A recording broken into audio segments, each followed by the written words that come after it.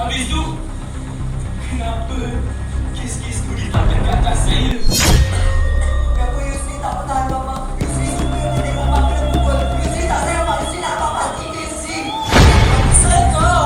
Tapi biarlah anak-anak aku semua nak menjadi Marco. Hey!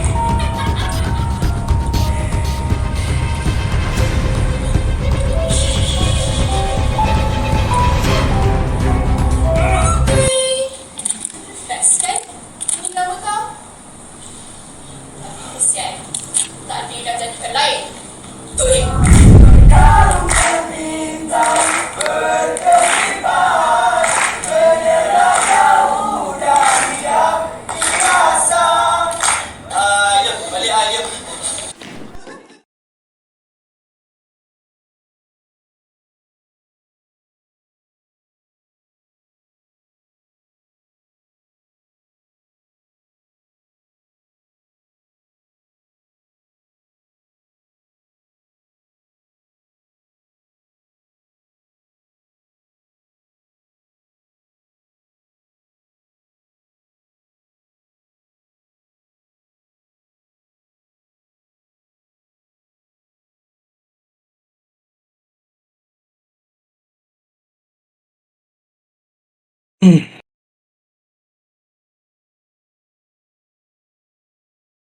Selamat malam dan salam sejahtera. Bersama saya, Mika, sebagai host kita untuk malam ni.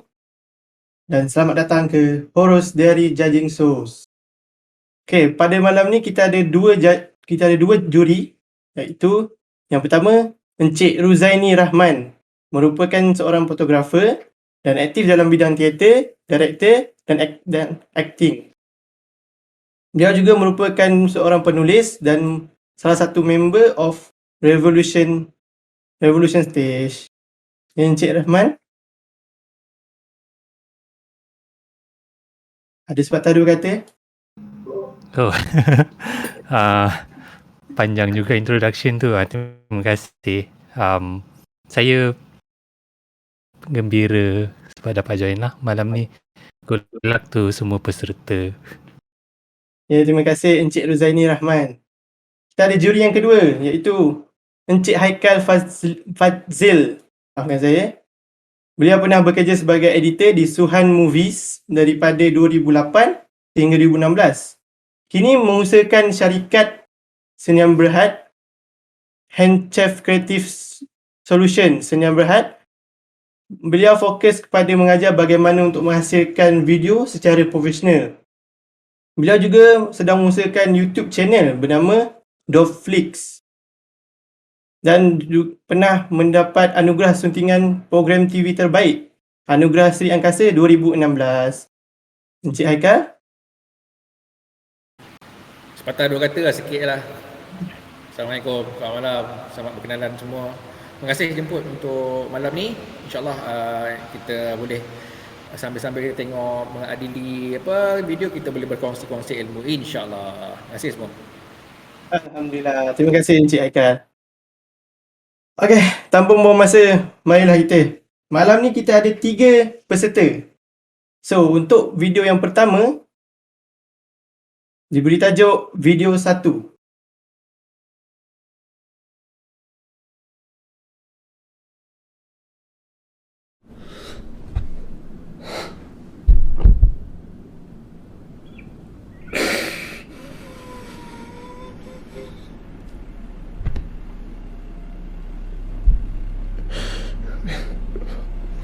Macam ni.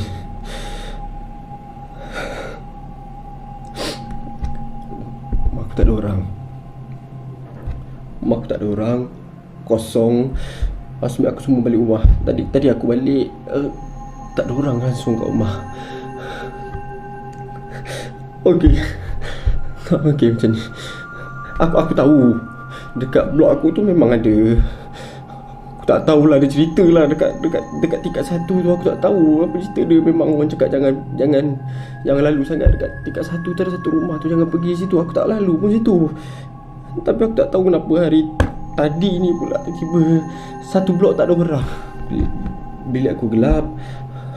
Satu rumah gelap. Aku keluar tadi. Lepas tu aku siap-siap. Aku pergi mandi. Tak ada apa-apa. Aku buka lampu semua. Semua benda macam biasa. Tak ada apa. Tapi masa aku mandi tu, first mandi tu tak ada apa-apa. Semua benda macam biasa. Aku pasang lagu. Aku dengar lagu. Tengah mandi tu aku dah nak siap dah. Aku tutup lagu. Aku dengar bunyi weh. Aku dengar bunyi. Aku tak tahu kenapa, dari mana datang. Dekat sebelah shower aku tu ada tingkap lah. Ada tingkap.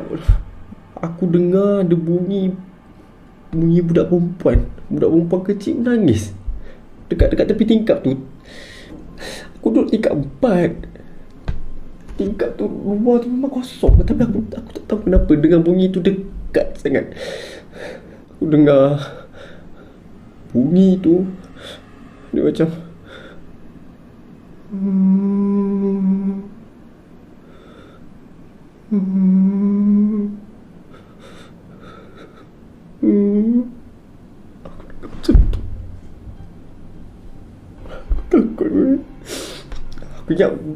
Aku ingat first bunyi tu macam bunyi tingkap ke apa ke, bunyi angin ke lalu. Lepas tu aku dengar lah betul-betul kat tepi tingkap tu. Lepas tu aku pergi tepi tingkap tu, aku dengar memang jelas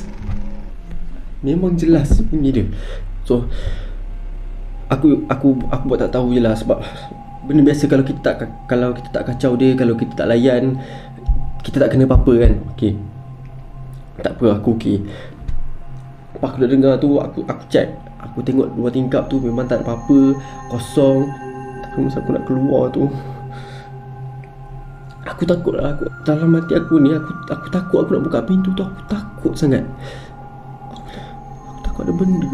Aku takut ada benda dekat sebalik pintu. Aku tak tahu. Aku takut aku nak buka dan aku takut sangat. Tapi sampai bila aku nak duduk dalam toilet tu, so aku kena keluar juga. Aku keluar tu, aku buka pintu tu slow-slow.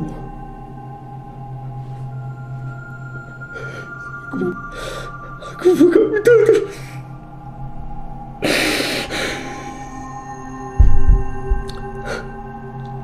Aku nampak ada orang baring kat situ. Dekat depan pintu tu ada orang baring kat situ. Kaki dia luka. Ibu cari kaki kanan dia luka. Lebam kat situ ada luka sekali. Lepas tu kepala dia, aku tak tahu, kepala dia ada benjol sikit tu. Tapi bawah kepala dia tu berdarah. Aku nampak ada singki kat luar tu, kat tepi tu. Aku tak tahu dia langgar singki ke apa. Tapi dia badan tu kat bawah, darah penuh kat bawah tu. Dia langgar singki tu ke apa benda aku tak tahulah. Tapi kepala dia darah. Dekat singki tu darah, kaki dia darah. Aku rasa dia terjatuh.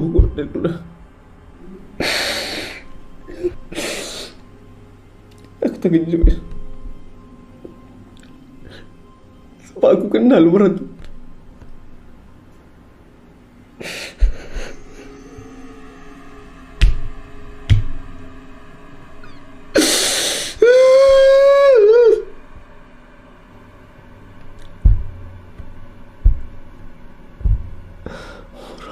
Orang yang aku nampak tu,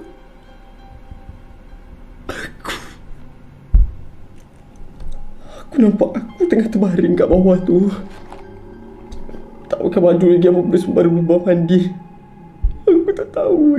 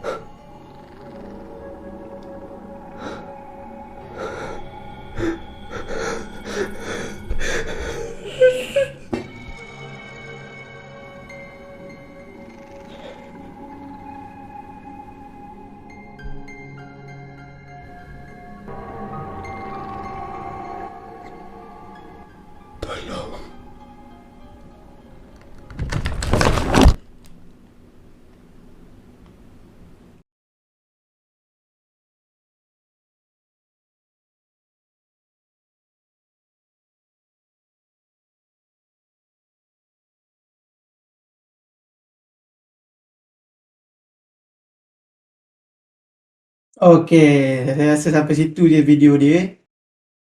Juri ada apa-apa komen? Sebab saya pun rasa macam dah meremang ulu roma. Okey, kita tanya juri yang pertama. Okey, Encik Haikal dulu. Okey, bismillah. Okey, cerita dia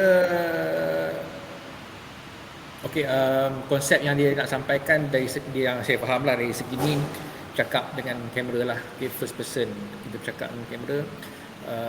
Okey, mungkin konsep bebas kot saya rasa kan yang diberikan kepada peserta. Jadi okey, pada saya okey, tak ada masalah bila kita buat konsep yang kita tengok kamera, aktor bercerita pada kamera. The problem is pada saya lah, pada saya konsep yang okey, saya cerita dulu. Okey, dari segi twist plot, dari segi twist cerita, saya boleh agak. Okey, saya boleh agak. Cerita ni akhir sekali dia akan reveal yang dia itulah yang nampak. Cuma pada saya mungkin lakonan saya rasa dia agak, pada saya dia agak overacting. Okey, dari segi lakonan. Technical pada saya okey. Bila kita buat technical video making, bila kita pacak kamera macam ni, kita hanya bermain dengan teknik pacak kamera satu shot, dan kita lebih main, saya percaya kita lebih main kepada suntingan, jump cut yang kita tengok macam Melody punya style kan, macam Melody kat TV3 punya style. Jadi untuk saya nak cakap banyak pasal technical pun, konsep video macam ni, konsep cerita dia macam ni. Jadi dia tak, pada saya, ayat saya ialah dia kurang mencabar dari segi video makingnya.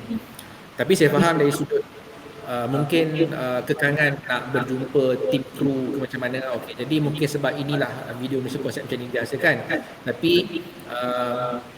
a good video, cerita dia bagus. Cuma pada saya ada elemen overacting dan dia kurang mencabar sebab kita pacak kamera satu shot dan kita hanya play on editing jump cut. Itu pendapat saya lah. Okey, Tom boleh kot. Silap Cik Rozali. Okey, itulah dia daripada Encik Haikal. Kurang mencabar. Apa kata kita tanya Encik Ruzaini pula? Bagaimana Encik Ruzaini? Saya minta maaf, I have to be honest. Awal-awal tu sebenarnya saya tak tekan live stream tu, so saya tak tengok daripada awal lah. Tapi saya rasa saya faham overall konsep apa yang diorang try, video satu ni try nak sampaikan lah. Saya setuju dengan apa yang Cik Haikal cakap tadi tu. Satu yang saya suka pasal video ni, dia walaupun dia kekangkan diri dia dengan satu shot tu je kan. Tapi dia main depan belakang kan, so dia pandai perbagaikan position actor tu dalam banyak-banyak scene tu lah. So dia tak adalah duduk statik bosan daripada awal sampai habis kan. Yang overacting tu, itu yang membantu untuk buat hasilkan efek itulah kan, walaupun tanpa technical editing. Suka saya rasa macam dia jump cut tu berkesan lah, untuk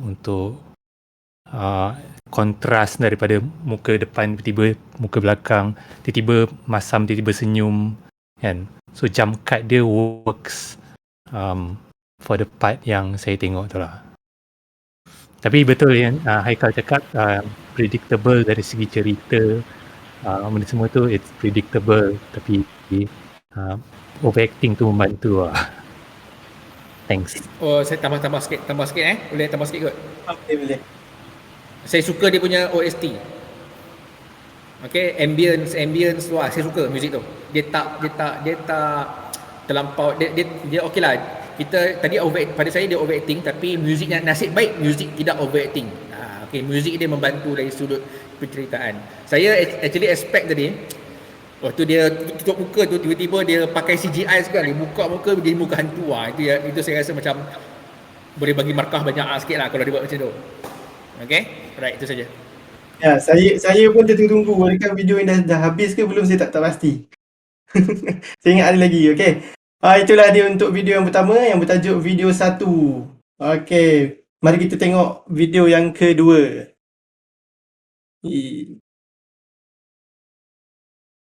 Okey. Video yang kedua bertajuk kacau. Adakah ia akan mengacau kamu semua?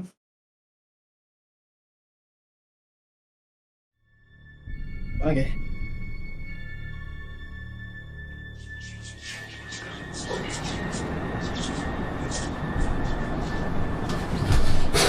Kau kenal tak siapa? Kau sedar tak apa yang kau dah buat? Kau dah lupa tanggungjawab kau. Sampai bila kau nak buat dia sedih? Sampai bila kau nak jadi macam ni? Kau kenal tak siapa aku?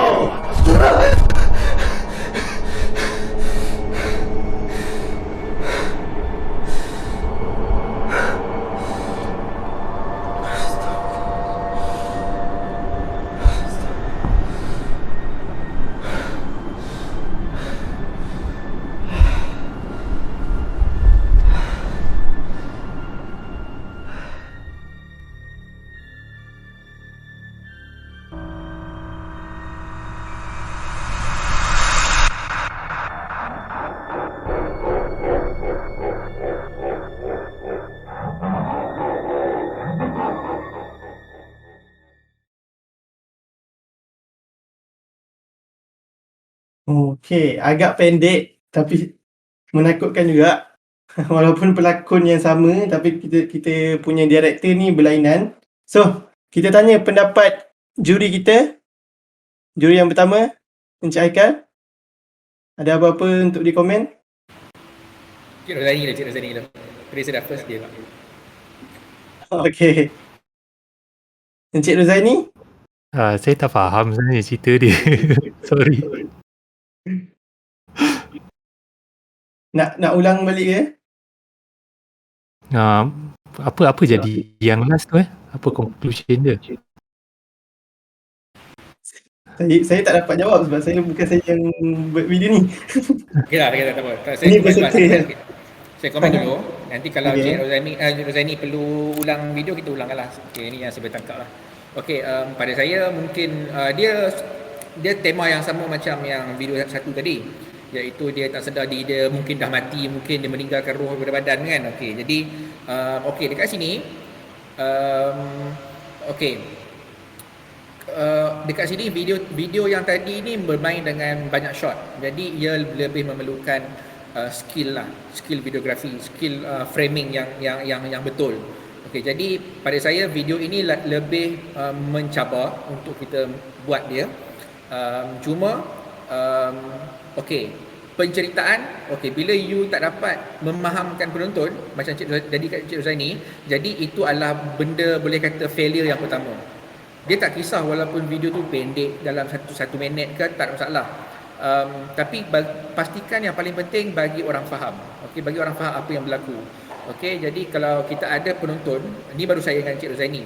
Kalau kita ada ramai, masing-masing pun blur. Jadi itu kita kena faham, video maker kena faham ini satu tanda you gagal untuk menyampaikan cerita.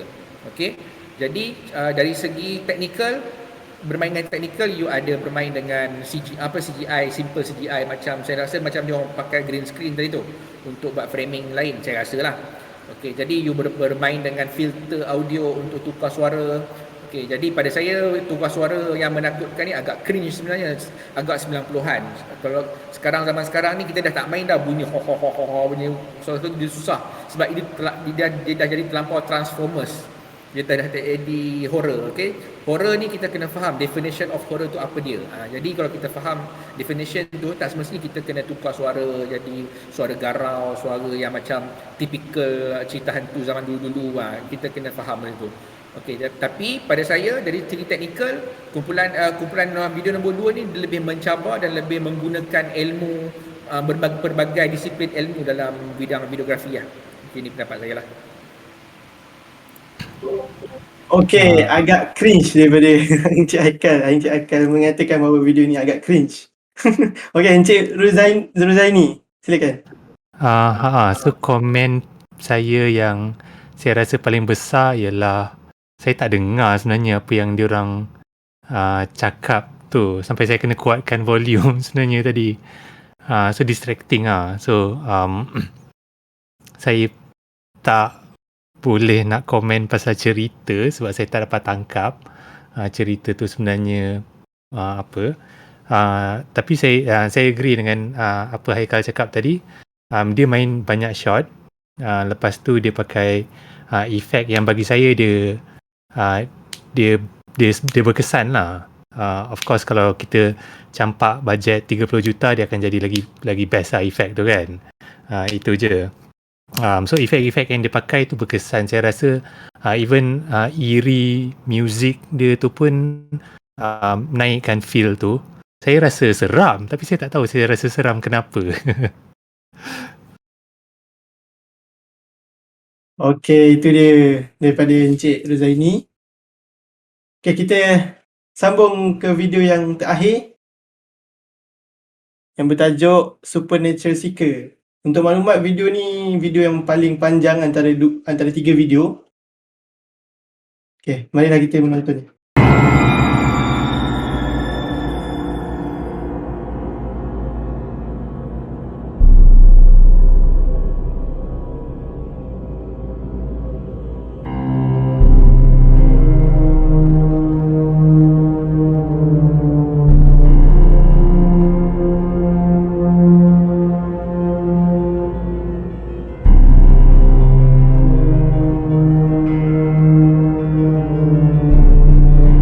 Assalamualaikum dan selamat malam kepada semua penonton. Seperti biasa, untuk episod Supernatural Seekers pada pukul 11.30 malam kali ini, bersama kita tetamu jemputan iaitu saudara Faizal sendiri dengan kisahnya bersama sahabatnya arwah Adam.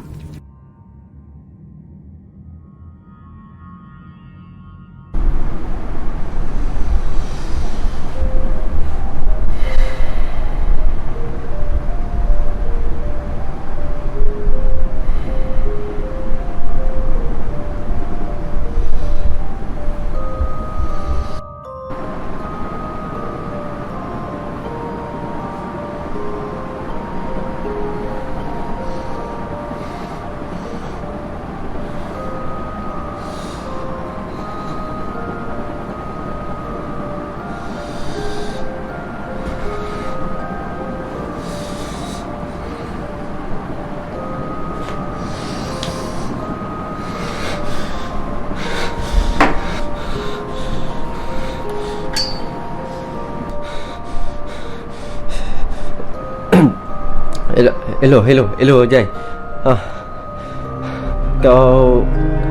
Kau free tak? Agak aku macam ada benda nak cakap dengan kau sikit lah.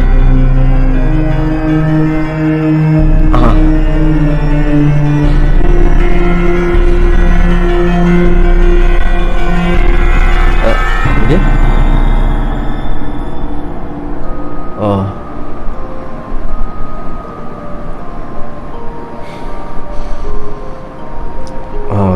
Okey, tak apa.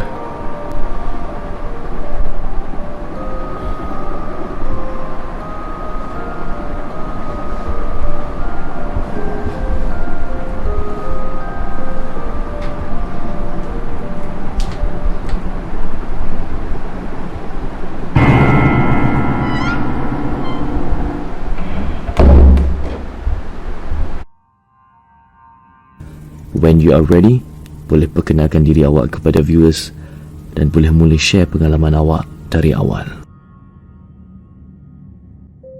Assalamualaikum.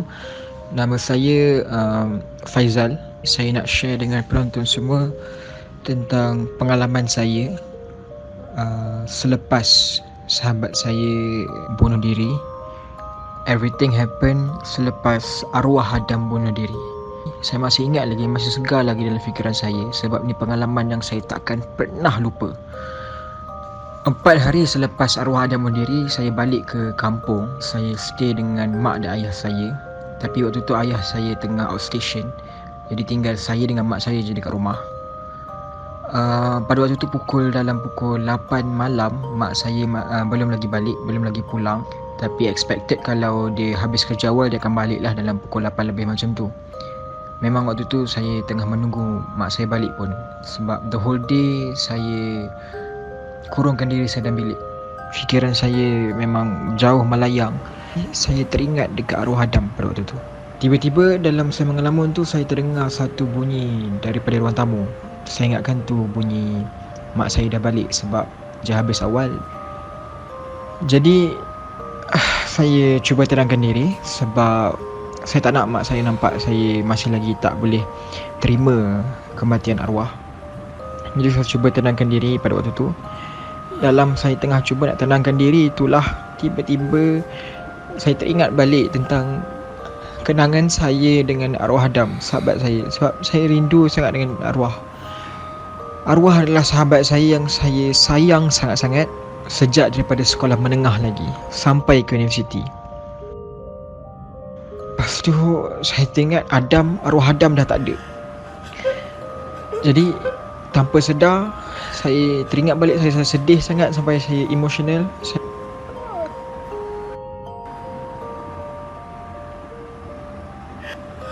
Waktu tu saya rasa marah sangat. Kenapa arwah Adam ambil jalan untuk bunuh diri? Tapi itulah, dia dah cuba untuk hubungi saya, dia dah cuba untuk reach saya, tapi saya yang avoid dia pada waktu tu. Saya ingat lagi. Jadi saya rasa menyesal, saya rasa sedih sangat. Saya rasa if only saya tumpukan perhatian saya dekat Adam, dekat arwah Adam. Tapi semuanya dah terlambat. Saya tenangkan diri balik. Tak, everything dah terjadi, bukan salah saya. Saya cuba tenangkan diri. Kalaulah arwah Adam tak bunuh diri. Tiba-tiba lepas tu saya terdengar satu benda yang saya sendiri tak percaya saya dengar waktu tu. Saya dengar satu gelak. Dan gelak tu bukan gelak mak saya. Jadi maksudnya mak saya belum sampai lagi ke rumah. Gelak tu adalah gelak arwah Adam. Masa tu saya rasa macam tak percaya. Sebab takkanlah itu gelak arwah Adam, sebab arwah Adam dah tak ada. Semua ni bukan mimpi. Arwah Adam betul-betul bunuh diri. Jadi gelak siapa yang saya dengar dekat luar tu? Saya gerak ke ruang tamu. Saya terjumpa satu kelibat dekat depan singkir ruang tamu saya. Belakang dia tu macam belakang arwah Adam. Masa tu saya terkejut sangat. Saya tak tahu nak rasa apa. Saya cuba nak panggil arwah Adam, tapi suara saya tak keluar, tersekat. Saya pasti itu bukan arwah Adam. Habis tu kalau bukan arwah Adam, siapa dekat depan saya ni? Tapi saya rasa mustahil. Sebab saya sendiri malam arwah Adam bunuh diri tu, saya sendiri pegang dia. Saya jumpa dia dalam bilik air, dia dah mati, dah tak bernyawa. Jadi saya rasa mustahil itu adalah kelibat arwah Adam. Masa tu juga tiba-tiba saya terdengar, kenapa? Saya terkejut sangat. Suara tu suara arwah Adam. Tanya saya, kenapa? Jadi saya cepat-cepat lari masuk bilik. Tengah on the way lari masuk bilik tu, saya terdengar pintu tandas terbuka. Bila saya pandang ke arah tandas tu, saya ternampak kaki arwah Adam terbaring atas lantai. Dalam keadaan yang sama masa saya jumpa dia masa malam dia bunuh diri itu. Dan saya dengar bunyi air pipe terbuka. Saya dengar suara arwah Adam macam tengah lemas, tengah tersedak air. Pada masa yang sama saya pun rasa lemas, saya pun rasa tersedak air. Saya tak nak bernafas. Seolah-olah benda tu jadi dekat diri saya sendiri. Akhirnya saya pengsan. Jadi dalam saya tak sedarkan diri itu, terjadi satu benda yang petanda ataupun satu mesej daripada arwah Adam nak cerita dekat saya apa yang jadi sebenarnya. Saya bermimpi seolah-olah saya tengah hidup dalam kehidupan arwah Adam pada malam dia bunuh diri tu.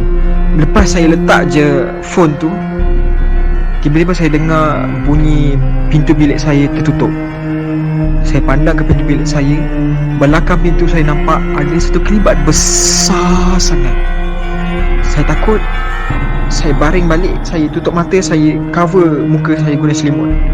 Saya cuba tenangkan diri. Saya baca, saya istighfar macam-macam. Saya tak tahu apa yang take over badan saya. Masa tu saya macam bergerak sendiri. Saya bangun dari katil. Saya pergi masuk tandas. Saya baring atas lantai. Saya buka paip. Saya tidur bawah paip tu, paip air tu. Saya lemas. Saya tak nak bernafas apa-apa. Saya cuba nak bangun tapi tak dapat. Badan saya macam kena kawal oleh something. Akhirnya saya boleh gerakkan badan dan saya bangun. Tapi bila saya pandang belakang, saya nampak badan saya tengah terbaring, dah tak bergerak. Waktu tu saya sedar, saya dah mati. Saya terkejut and then saya tersedar daripada saya pengsan tadi tu. Daripada apa yang terjadi tu, saya yakin sebenarnya itu adalah apa yang arwah Adam cuba nak sampaikan dekat saya, apa yang jadi malam tu. Sebenarnya saya rasa dia ada je dekat sebelah saya sekarang ni. Saya rasa arwah Adam masih lagi bersama dengan saya. Itu sahaja pengalaman saya. Sekian, itu saja daripada saya.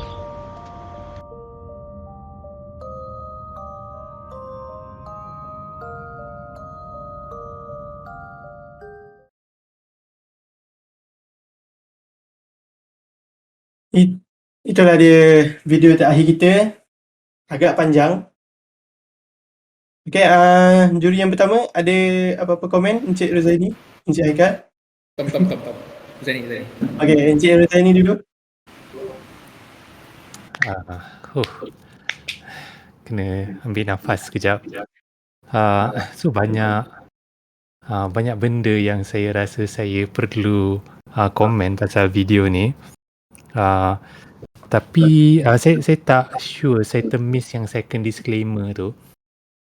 Dia ada cakap tak pasal isu-isu apa yang dia kupas? Ke yang tu dia cerita pasal apa yang jadi je kan?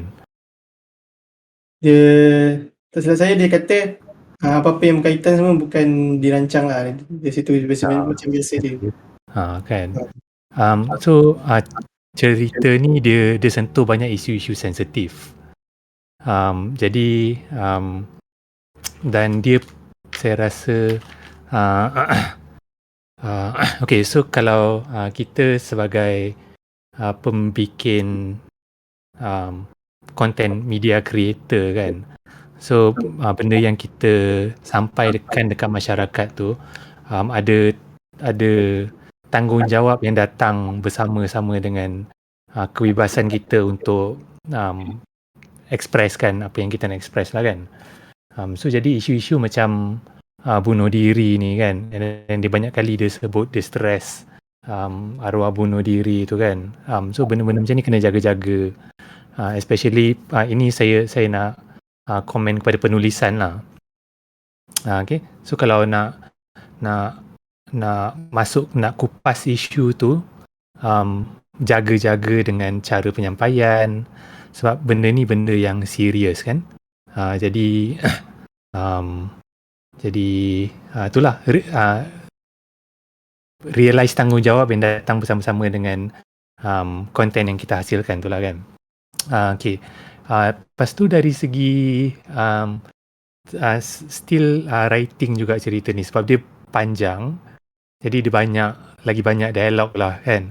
So bila dia jadi banyak dialog tu, 3 act punya formula tu dia penting lah untuk kita director dengan penulis ni dia jaga benda tu, untuk jaga pacing, untuk jaga mood cerita tu naik turun dia punya graph tu kan, and then climax dia dekat mana, and then dia punya conclusion, dia punya resolution tu betul ke dia tutup cerita ni kan.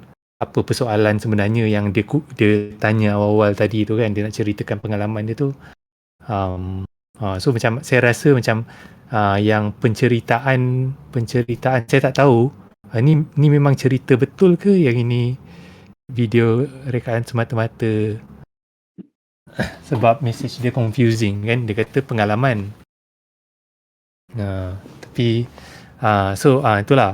So banyak benda yang yang jumble up dekat situ. Saya suka dia cuba banyak jenis shot untuk feel yang berbeza, untuk scene-scene yang berbeza. Macam bila yang orang yang bukan Adam tu siapa? Sorry, yang seorang pencerita tu kan. Bila dia bercerita, macam dia ambil shot yang tak nampak, yang gelap, walaupun still nampak muka dia, tapi nampak dia punya niat dia tu apa kan. So banyak shot-shot yang berkesan macam tu lah. Dan dia jadi macam banyak negatif lah video ni. So sebab ada banyak jenis shot, and then banyak jenis efek yang dia main. Ada juga efek-efek yang tak berkesan, yang tak perlu. Macam contohnya masa Adam tu dia tengah cakap telefon tu kan, macam tiba-tiba flickering tu kan. Macam apa maksud benda tu flickering? Adakah lampu yang flicker kan? Kenapa dia tak react kepada lampu yang flicker tu ke? Lepas tu mata dia pun tak nampak kan. So tak faham apa niat shot tu macam tu sebenarnya kan. So itu over mungkin Haikal ada term yang proper kot untuk over effect ke. Tapi cerita dia, saya rasa cerita dia saya faham lah untuk cerita yang nombor 3 ni. Okay, terima kasih kepada Encik Rozaini. Kita teruskan kepada Encik Haikal. Okey, saya sambunglah apa yang Encik Rozaini cakap. Saya setuju, cuma saya tambah sikit. Okey, saya akan masuk sedikit bab agama sebab kita macam tanggungjawab yang Encik Rozaini cakap tadi. Bila kita buat cerita yang bertemakan horror, okey, kita kena faham sebagai pembikin video yang beragama Islam. Saya rasa semua yang berada di sini ataupun peserta kita yang terlibat dalam penghasilan video beragama Islam. Okey, jadi first kali kita kena faham, kita kena sampaikan, bukan nak berdakwah, tapi kita kena sampaikan kepercayaan kita. Jangan kita terlampau mengikut acuan kepercayaan horror agama yang bukan selain daripada kita. Okey, contoh saya bagi tahu kalau nak katakan konsep cerita ni, pada saya yang saya faham, cerita ni diceritakan oleh roh sebab dia dah mati. Kalau salah betulkan saya lah. Okey. Jadi actually benda tu tak ada dalam Islam. Dia tak logik. Walaupun kita namakan cerita ni fiction, but dia still tak logik. Dia akan membuatkan orang merasakan roh ni boleh bercakap dengan orang. Okey, selain daripada isu bunuh diri tadi tu, kita kena faham juga, kita kena ada tanggungjawab yang macam mana kita kena faham apakah dunia ghaib yang kita kena faham dalam agama Islam. Okey, jadi kepercayaan kita kena dikekalkan sebagai beragama Muslim bila kita cakap pasal horror. Masalah Malaysia yang saya nampak, horror filem kita beracuan luar. Kita tidak beracuan kita terlampau beracuan Hollywood, kita beracuan Thailand, Indonesia. Sedangkan Islam punya perspektif mengenai horror ataupun jin syaitan ni, dia roh dia sangat berbeza. Okey, bukan dia tidak mengongkong kita sebenarnya. Kita dapat satu konsep itu dan kita cuba play around that concept. Okey, itu yang pertama. Yang kedua, kelemahan video ini, saya boleh katakan saya confused. Ini video ataupun drama radio. Okey, saya rasa kalau saya tutup monitor, saya hanya dengar, saya boleh faham cerita. Tak perlu ada visual. Dia terlampau drama radio. Okey, jadi jangan kalau you rasa you nak buat drama radio, maksudnya jangan buang masa orang. Kalau you nak, antara you nak buat video dengan buat drama radio. Okey, jadi kita kena faham, bila video kita kena ada visual. Kita kena bermain dengan visual. Okey, kita punya skrip dah okey, tak ada masalah. Saya tak akan sentuh pasal skrip. Cik Razani pun dah sentuh tadi sikit, komen, saya setuju dengan dia. Okey, jadi visual untuk kumpulan ini, video ini sangat miskin. Okey, jadi dia banyak bermain dengan suara, cerita. Jadi itu bukan ciri-ciri sebuah video. Okey, dia lebih kepada ciri-ciri sebuah drama radio. Okey, itu yang saya boleh nyatakan ke sini. Dan technical editing, dia macam muzik terlampau kuat sampai mengganggu penceritaan. Sedangkan untuk pengetahuan semua, saya boleh ceritakan elemen utama dalam sebuah video ataupun filem ada dua. Okey, yang pertama adalah skrip yang bagus. Okay, cerita dan skrip yang bagus. Yang kedua adalah acting. Bila dipenuhi kedua-dua benda ini dengan dibuat secara dengan bagus, kita tak perlu lagi elemen-elemen seni yang lain macam CGI, grafik, muzik, tak perlu dah nak kuat. Tapi kalau kita lemah dari segi dua ini, baru kita masuk elemen-elemen lain supaya orang tengok video kita sampai habis. Okey, jadi kita kena faham, maksudnya di sini elemen muzik adalah membantu. Dia bukan menjadi satu elemen utama dalam sesebuah video ataupun filem. Okey. Itu yang kedua saya cakap Okey, jadi itu dua kelemahan utama.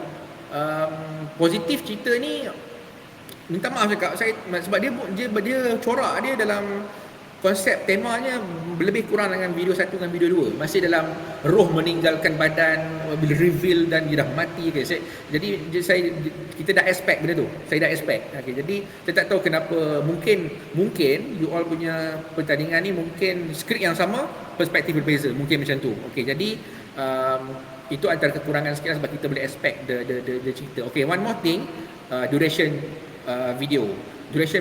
Saya nak cerita satu tips lagi lah. Tidak semestinya video yang panjang itu bagus. Tak semestinya video panjang itu bagus, dan tak semestinya pendek itu pun tak bagus. Kita kena faham itu. Video ni macam dia subjektif. Macam mana kita nak tahu video duration itu bagus? First kali kena ikut pertandingan punya undang-undang lah, peraturan lah, video tu panjang mana kan. Seterusnya, masa kita tengok, kalau kita panggil orang tengok, kawan-kawan kita yang tak pernah tahu kita nak hasilkan video, yang zero, kita panggil tengok.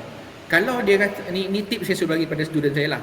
Kalau you rasa macam student you macam, penonton you macam, aduh bila nak habis ya, itu petanda kuat mengatakan video you duration not work, is not working at all.